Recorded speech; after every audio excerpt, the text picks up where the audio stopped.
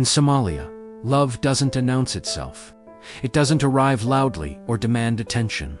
It grows slowly through glances held a second too long, through patience, through waiting. It grows in late-night phone calls, when the city finally goes quiet. When generators hum in the distance and the world feels small enough to be honest. It grows in plans, whispered carefully, because hope is fragile here, and the future is never promised. In promises spoken softly, almost afraid that if you say them too loudly, fate might overhear. For 5 years, I believed I was building something sacred. My name is Ahmed. I'm 32 years old. I believed I was walking toward marriage. I believed I was protecting something pure. I was wrong not about love, but about trust. And trust doesn't announce when it dies. It fades quietly. I met Ayan when she was 22. She was gentle in the way many Somali women are, never loud, never careless with her words. She listened more than she spoke.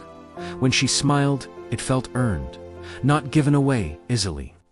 I was older, more settled, ready. 5 years passed, like water slipping through open fingers. We talked about marriage, the way people talk about sunrise, certain it would come, even when the night felt endless.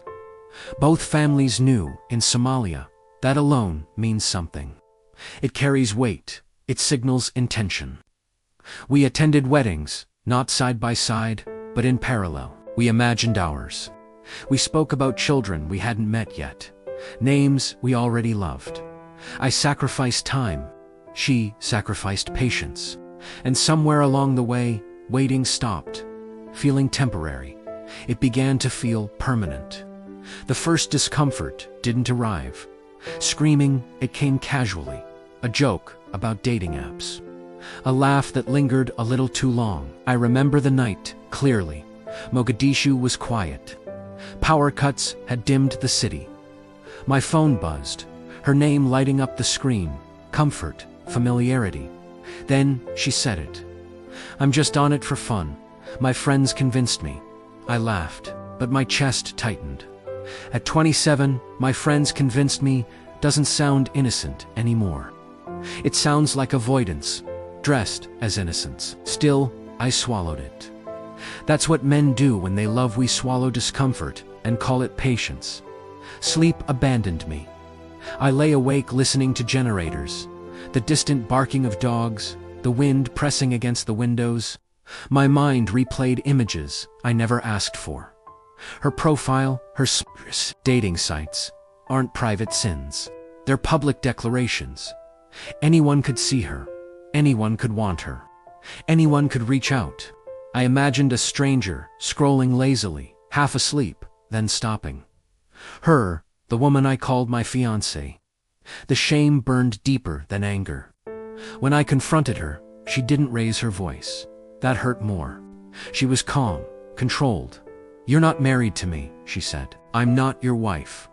Those words landed like a verdict. She continued, measured, precise, as if she'd rehearsed this long before saying it to me. Knowing both families doesn't guarantee marriage. Keeping a woman for 5 years without making her a wife is wrong. You want me to act like a wife while being just a girlfriend? Fear Allah. And she wasn't entirely wrong. Truth, when mixed with accusation, becomes a weapon. I looked at myself differently after that. Was I delaying? Was I holding her in uncertainty? But another truth stood up beside those questions. A woman who is truly committed doesn't advertise herself. Not publicly, not boldly, not while claiming loyalty. Dignity doesn't need explanation. Dating platforms are marketplaces. You don't stand there unless you're available. No explanation changes that reality. People said, men do it too. They said, maybe she's just checking. But trust isn't something you patrol. It's something you protect. Once it's exposed to strangers, it's no longer yours. I felt like our relationship had been dragged into the street, inspected, judged, priced. And I had done nothing to deserve that. Then came the realization. Quiet, undramatic, no shouting, no tears, just clarity. Love was still there, wounded but alive. Trust was not. Without trust, love turns into fear. Fear turns into anxiety. Anxiety turns into humiliation. I asked myself one final question. Can I live like this? The answer came without emotion. No. Ending, it didn't feel like victory. It felt like burial. I chose self-respect over familiarity. Peace over attachment, dignity over hope. I told her calmly, I can't continue. No accusations, no insults, just truth. 5 years collapsed into silence. No calls, no explanations, no closure. Only memories heavy, unfinished. I walked through Mogadishu differently after that.